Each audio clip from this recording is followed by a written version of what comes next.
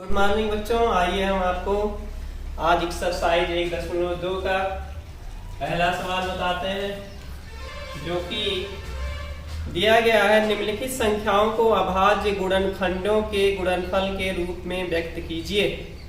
कुछ संख्याएं दी गई है, उनको अभाज्य गुणनखंडों के गुणनफल के रूप में आपको व्यक्त करना है। तो सबसे पहले हम आपको बता दें, आइए, अभाज्य और भाज्य क्या होता है। भाज्य और अभाज्य।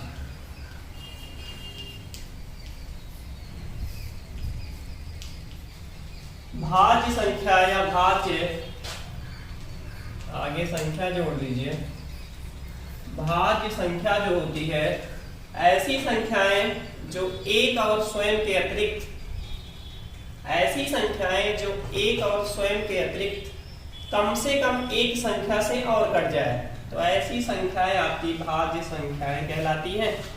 एक बार फिर से, ऐसी संख्याएं जो एक और स्वयं के अतिरिक्त कम से कम एक संख्या से और पूरी तरह से विभाजित हो जाए, भाज्य संख्या कहलाती है।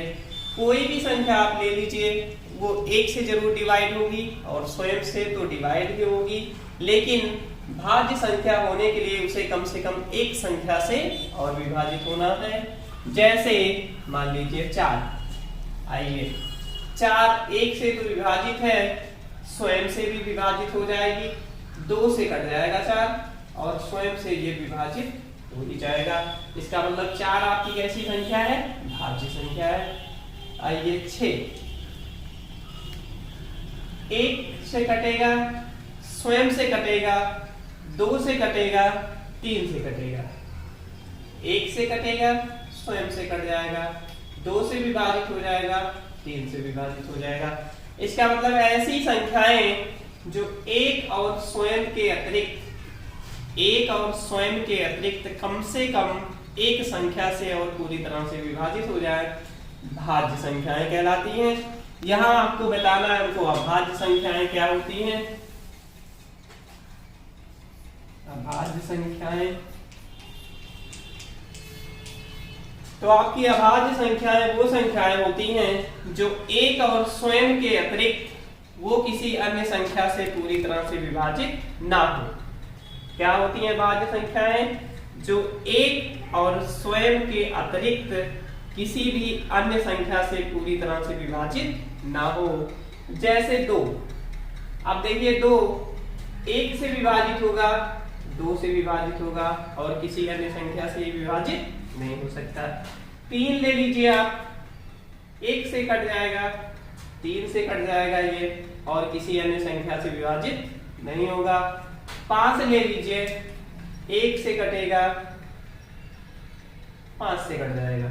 इसका मतलब ऐसी संख्याएं जो एक और स्वयं के अतिरिक्त किसी अन्य संख्या से पूरी तरह से विभाजित ना हो, ऐसी संख्याएं हमारी क्या कहलाती हैं? अभाज्य संख्याएं। इसका मतलब हम देखते हैं, अभाज्य संख्याएं 2, 3, 5, 7, 9, 11, 13, 17, ये सभी संख्याएं हमारी अभाज्य संख्याएं। अब बीच में अगर आप देख रहे हो तो सबसे छोटी अभाज्य संख्या आपको कौन सी मिली? 2।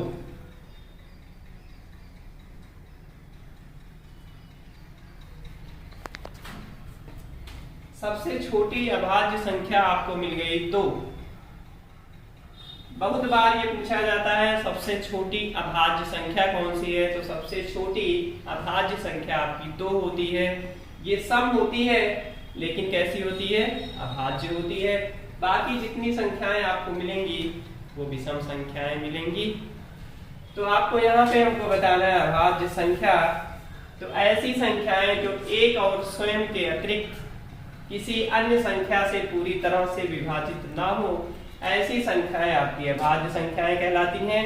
यहाँ पे आपको अभाज्य गुणनखंडों के गुणनफल के रूप में व्यक्त करना है। कुछ संख्याएं दी गई हैं, तो जैसे आप मान लीजिए हम 13 ले रहे हैं, तो ये 1 से डिवाइड हो सकता है, 13 से हो सकता है। इसका मतलब ये कैसी संख्या हो गई? अभाज्य संख्या। ये किसी अन्य संख्या से पूरी तरह से विभाजित नहीं होगा। 15 ले लीजिए, 1 से कट जाएगा, 3 से कटेगा, 5 से कटेगा, 15 से कटेगा। इसका मतलब ये कैसी संख्या हो गई, भाज्य संख्या। एक और स्वयं के अतिरिक्त ये दो संख्याओं से और डिवाइड हो रही है, 3 और 5 से। इसका मतलब कैसी संख्या हो गई ये, भाज्य संख्या। तो अब यहाँ पे बारी आती है, बात आती है एक की, कि एक कैसी संख्या है, भाज्य या अभाज्य। तो एक की गणना ना हम भाज्य में करते हैं ना ही अभाज्य। आप कह सकते हैं एक ना भाज्य है ना अभाज्य संख्या है। तो आइए आप अपनी एक्सरसाइज पे चलते हैं। यहाँ पे दिया गया आपको निम्नलिखित संख्याओं को अभाज्य गुणनखंडों के गुणनफल के रूप में व्यक्त कीजिए। पहला दिया है 140। 140 का आपको गुणनखंड करना है, लेकिन कंडीशन ये है कि वो जितनी संख्याएं होनी चाहिए वो अभाज्य संख्याएं होनी चाहिए। जैसे आप 2 से डिवाइड करिए इसको, इस तरह से हम कर लेते हैं। जैसे देखिए 140 को डिवाइड कर दीजिए 2 से, 70 आ गया। फिर 2 से कर दीजिए 35 आ गया। फिर 5 से कर दीजिए 7 आ गया। यही चीज देखिए हम यहाँ पे 4 से भी कर सकते हैं। इसको देखिए 140 को अगर डिवाइड करना हो 4 से भी कर सकते हैं। 4 तिया 12, 4 पंजे 20। लेकिन 4 कैसी संख्या है, ये भाज्य संख्या है और आपको किस रूप में रखना है, अभाज्य संख्याओं के गुणनखंड के रूप में। तो 4 आपकी कैसी संख्या है, भाज्य संख्या हो जाएगी। इसलिए हम यहाँ पे 4 से डिवाइड नहीं करेंगे। जितनी भी संख्याएं लेंगे वो सभी संख्याएं कैसी होनी चाहिए, अभाज्य संख्याएं। 2 गुणे 2 गुणे 5 गुणे 7, 2 दूनी 4, 4 पंजे 20, 20 सत्ते 140। तो ये सभी देखिए 2 कैसी संख्या, अभाज्य संख्या। ये 2 अभाज्य संख्या, 5 अभाज्य संख्या, 7 अभाज्य संख्या। इसका मतलब जितनी भी संख्याएं हम लेंगे वो भाज्य संख्या उसमें से कोई नहीं होनी चाहिए। अगर आप इसको 4 × 5 × 7 लिख देते हैं तो ये आपका गलत हो जाएगा। क्यों? क्योंकि 4 कैसी संख्या है, भाज्य संख्या है और हमको लिखना किस रूप में है, अभाज्य गुणनखंडों के गुणनफल के रूप में। तो आपका ये हो जाएगा पहला। दूसरा दिया है आपका 156। दूसरा दिया है आपका 156। आप कर दीजिए। ऐसे आप सरल करते हैं 2 से। पहले सबसे छोटी संख्या लीजिए 2, 2 सत्ते 14, 2 अठी 16, 78। 2 से कर दीजिए 39। फिर 3 से कर दीजिए 13। देखिए जितनी भी संख्याएं यहाँ पे आई हैं वो आपकी कैसी हैं, सभी अभाज्य संख्या है। जिसका मतलब 2 गुणे 2 गुणे 3 गुणे 13। गुणा कर दीजिए आप, 13 तिया 39, 39 दूनी 78, 78 दूनी 156। ये हो गया आपका अभाज्य गुणनखंडों के गुणनफल के रूप में। जितनी भी संख्याएं हैं सब कैसी संख्याएं हैं, अभाज्य संख्याएं हैं। इसमें कोई भी संख्या आपकी भाज्य नहीं है। नेक्स्ट है आपका 5005। एक और हम आपको बता देते हैं, बाकी आप कर लीजिएगा। 5 इसमें दिए गए हैं, 2 हो गया। तीसरा हम आपको बता देते हैं 5005। ये हो गया। ये इसको सरल कर लेते हैं 5005। संख्या वही चुनेंगे जो कैसी होगी, अभाज्य संख्या। तो इसको सबसे पहले 5 से डिवाइड कर देते हैं, 1 0 1। फिर कितने से कर देते हैं, 1001। आप इसको कर दीजिए 13 से इसको डिवाइड करिए। ये आपका 1001 है। 13 से डिवाइड करिए, 13 सत्ते 91, 9 बचा। फिर 91, 13 सत्ते 91। 77 है, इसको 7 से डिवाइड कर दीजिए, 11 हो गया। अब ये देखिए 5 अभाज्य संख्या, 13 अभाज्य संख्या, 7 अभाज्य संख्या, 11 अभाज्य संख्या। अभाज्य क्यों है? क्योंकि ये एक और स्वयं के अतिरिक्त किसी अन्य संख्या से विभाजित नहीं होंगी। तो आपका आ गया 5 × 13 × 7 × 11। ये सभी कैसी संख्याएं हैं, अभाज्य संख्याएं। और किस रूप में रखी गई हैं, अभाज्य संख्याओं के गुणनफल के रूप में। तो बाकी 2 खंड है वो आप कर लीजिएगा इसी तरह से। हम आपको बताते हैं दूसरा सवाल जो कि दिया गया है, पूर्णांकों के निम्नलिखित युग्मों के एचसीएफ और एलसीएम ज्ञात कीजिए तथा इसकी जांच कीजिए कि 2 संख्याओं का गुणनफल बराबर एचसीएफ गुणे एलसीएम। आप जानते हैं कि फार्मूला आपको पहले से ही पता होगा कि दो संख्याओं का जो गुणनफल होता है वो उन संख्याओं के एचसीएफ और एलसीएम के गुणनफल के बराबर होता है। हम लिख देते हैं फार्मूला आपका, दो संख्याओं का गुणनफल, दो संख्याओं का गुणनफल ये बराबर होता है, कोई भी अगर दो संख्याएं आपको दी गई हो तो उनका आप गुणनफल जो करेंगे वो उनके एचसीएफ इंटू एलसीएम के गुणनफल के बराबर होता है। कोई भी दो संख्या अगर आप ले लीजिए तो उन संख्याओं का जो मासा और लासा होगा उनका जो गुणनफल होगा वही उन दोनों संख्याओं के गुणनफल के बराबर होगा। ये आपका फार्मूला है, आप इसको याद रखेंगे, इसकी जरूरत आपको हमेशा पड़ती रहेगी कि दो संख्याओं का जो गुणनफल होता है वो उनके एचसीएफ और एलसीएम के गुणनफल के बराबर होता है। तो यहाँ पे आपको सिद्ध करना है कि दो संख्याओं का जो गुणनफल है वो उनके एचसीएफ और एलसीएम के बराबर है। तो पहला इसमें दिया गया आपका 26 और 91, 26 और 91। तो दो संख्याएं हैं, आपको सिद्ध करना है कि इन दो संख्याओं का जो गुणनफल है 26 और 91 का जो गुणनफल है वो उनके एचसीएफ और एलसीएम के गुणनफल के बराबर होगा। तो आइए 26 और 91 का आप एलसीएम और एचसीएफ निकाल लीजिए। तो आप चाहे जैसे छोटी कक्षाओं में निकालते थे वैसे निकाल लीजिए, या आपको जो भी विधि सरल लगती है आप उस तरीके से निकाल दीजिए। आइए गुणनफल कर देते हैं 26 का 2 गुणे 13, 91, 7 इंटू 30, 13 से 91। अब देखिए इन दोनों संख्याओं का गुणनफल हो गया है। जो कॉमन फैक्टर होता है दोनों संख्याओं के गुणनखंड में वो उनका एचसीएफ होता है। जो दोनों संख्याओं के गुणनखंड में कॉमन फैक्टर होता है वो उनका क्या होता है, एचसीएफ। तो बताइए यहाँ पे आपका कॉमन फैक्टर क्या है, 13।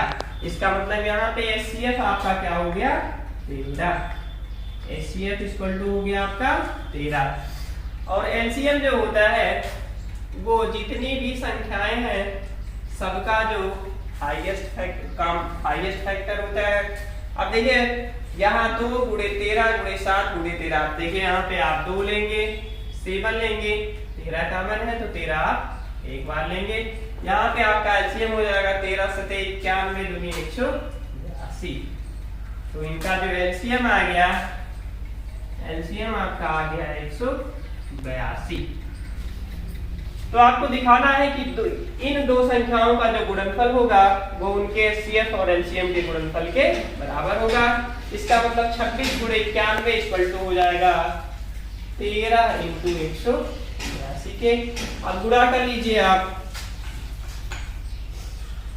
26 के 26 2 और 26 गुणे 9 20 9 180 6 9 54 180 324 और 2 शेष 326, 26 के 26 और 26 में 260 260 यहाँ पे आप कर दीजिए 13 दूनी 26 के 6 और सिलाएं 2, 13 8 13 26 के 6 और सिलाएं 2, 13 8 104 और 2 106 पीछे यहाँ से लाए 10, 13 13 10 23 26 9 234 236 ये होगा आपका गुणनफल। 26 गुणे 91 इक्वल टू 2366, 13 गुणे 182 इक्वल टू 2366। और आपको यही सिद्ध करना था कि इन दो संख्याओं का जो गुणनफल होगा तो दोनों संख्याओं का गुणनफल आपका कितना आया 2366, वो उनके एचसीएफ और एलसीएम के गुणनफल के बराबर होगा। तो इन दोनों संख्याओं का जो एचसीएफ है वो 13 है और एलसीएम जो है वो 182 है और दोनों का गुणनफल जो है वो 2366 है।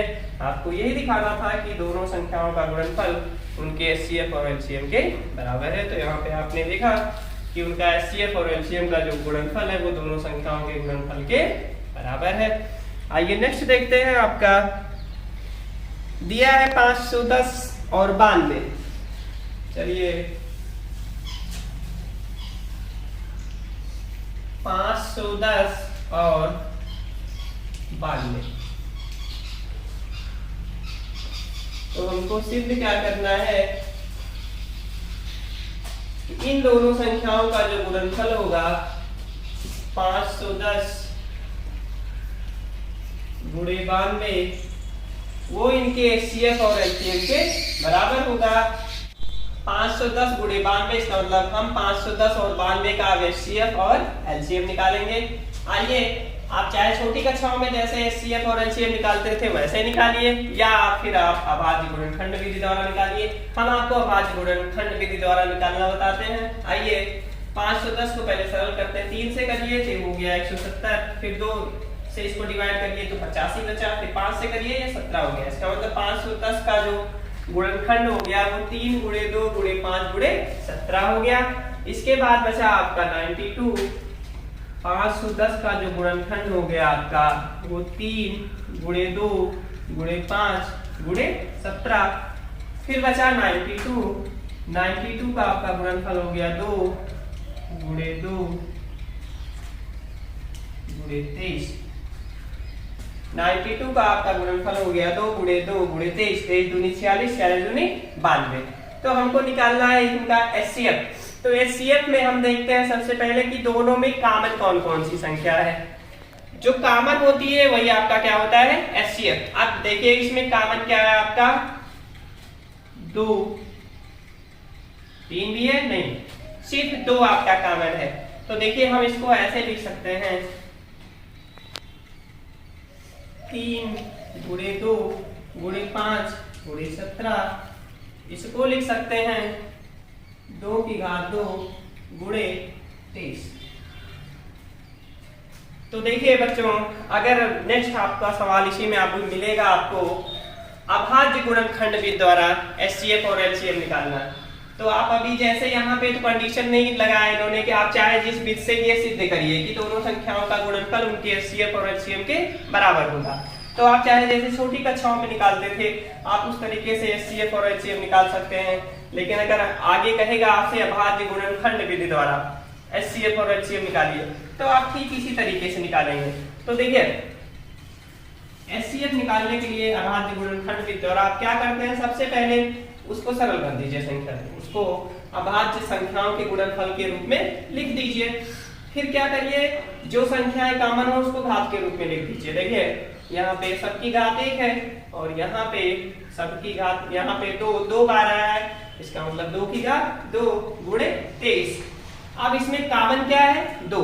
तो हम देखिए एचसीएफ निकालने के लिए सबसे पहले देखते हैं कि जो संख्या कॉमन हो और उसकी मिनिमम घात जो हो, जो संख्या कॉमन हो और उसकी मिनिमम घात जो हो। अब बताइए यहाँ पे कॉमन संख्या दोनों संख्याओं के गुणनखंड में कौन है, 2, और उसकी मिनिमम घात कौन है, तो मिनिमम घात उसकी कितनी है, 1। इसका मतलब यहाँ पे आपका इसका एचसीएफ आपको क्या मिल गया, 2।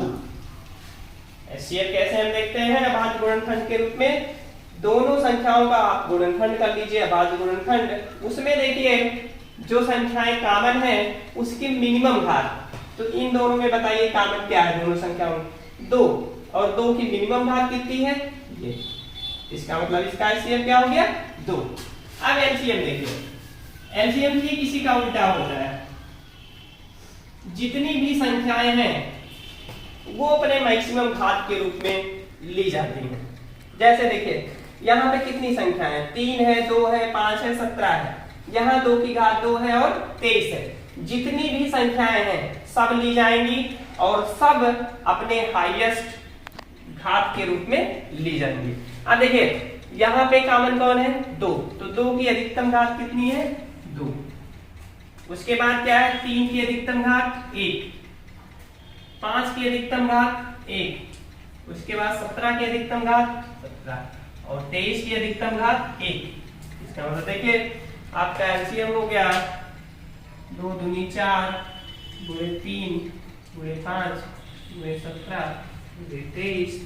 इसका गुणनफल कर लीजिए आप, और आप यहाँ पे दिखा दीजिए कि HCF के स्थान पे आप 2 रख दीजिए और LCM के स्थान पे आप रख दीजिए।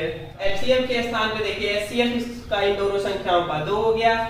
LCM हमने जो निकाला है वो 4 × 3 × 5 × 17 × 23। आप इसका गुणनफल करेंगे तो वो आएगा 23,460। LCM के स्थान पे आप लिख दीजिए 23,460। अब देखिए इन दोनों का गुणनफल, दोनों संख्याओं का गुणनफल हो गया 46,920 और इसका गुणा आप कर लीजिए तो ये भी आपका आ जाएगा 46,920। इसका मतलब हम कह सकते हैं कि दोनों संख्याओं का जो गुणनफल है वो उनके HCF और LCM के गुणनफल के बराबर है। बाकी इसमें 2 खंड दिए गए हैं वो आप कर लीजिएगा। नेक्स्ट सवाल हम आपको बताते हैं, ठीक एकदम यही सवाल है, आप करना चाहें तो कर सकते हैं। इसमें से हम एक आपको बता देते हैं। तीसरा सवाल है आपका, अभाज्य गुणनखंड विधि द्वारा निम्नलिखित पूर्णांकों के HCF और LCM ज्ञात कीजिए। देखिए यहाँ पे हम जो आपको HCF और LCM बताए हैं वो अभाज्य गुणनखंड विधि द्वारा ही बताया गया है आपको, तो हम फिर भी आपको एक सवाल इसमें से बता देते हैं। अभाज्य गुणनखंड विधि द्वारा HCF और LCM निकालना। ठीक इसी प्रकार आप तीसरा सवाल भी हल करेंगे। इसमें पहला सवाल आपका दिया गया है, अभाज्य गुणनखंड विधि द्वारा निम्नलिखित पूर्णांकों के HCF और LCM ज्ञात कीजिए। 12, 15 और 21।